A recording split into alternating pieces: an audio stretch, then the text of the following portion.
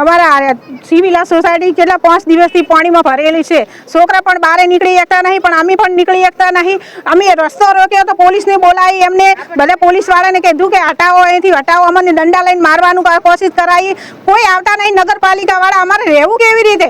કારણ કે અમારા વિસ્તારમાં કોઈ કશું કરતું જ નહીં, નગરપાલિકાવાળા જોવા પણ નહીં આવતા। અમે 5 દિવસથી અંદર ઘરમાં છીએ, અમારા છોકરા પણ નિશાળ નહીં જતા, નહીં અમારે ગટરની વ્યવસ્થા, નહીં કચરાપેટીની વ્યવસ્થા। બસ અમને એવું જ ગમ કે ગંદકી में रहिए છીએ અમે। हाँ, हमारी कोई भाल लेवा આવતા નહીં, નગરપાલિકા વાળા કોઈ સમસ્યા નહીં કરતા, કોઈ નહીં, કશું નહીં। જે આવે ને બોલીને જતા રહે, લો તમારે શું સમસ્યા હે, તમારે બધું કરી આલજો, કશું કરી આલતા નહીં। કાલ કે હું 7 વાગે સુધી, અમે કાલ 7 વાગે સુધી અહીં બેઠા હતા રોડ ઉપર, કોઈ પણ આવ્યું નહીં, જોવા પણ નહીં આવ્યું। અમે 5 દિવસથી પાણીમાં છીએ, પણ કોઈ હજી સુધી કોઈ પૂછવા નહીં આવ્યું તમારે શું જરૂર છે, શું જરૂર નહીં, એવું પણ પૂછવા નહીં આવતા। તો અમારે એવું સતત વરસાદના કારણે અમારા સિવિલા સોસાયટીની અંદર પાણી ભરાઈ ગયું છે।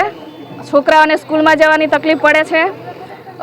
અંદર રસ્તાઓ નથી, ગટરો નથી, સામે સ્કૂલ છે, સ્કૂલમાં પણ પાણી ભરાઈ રહ્યું છે। કોઈ નગરપાલિકા આવતા નથી, જોતા નથી, અને કોઈ અમે આ પાણી ભરાઈ ગયા એના માટે વિરોધ કર્યો તો પોલીસવાળા આવીને અમને લોકોને દૂર હટાયા, અમને ધાક ધમકીઓ આપે છે કે તમે જતા રહો, તમારા અહીંયા વિરોધ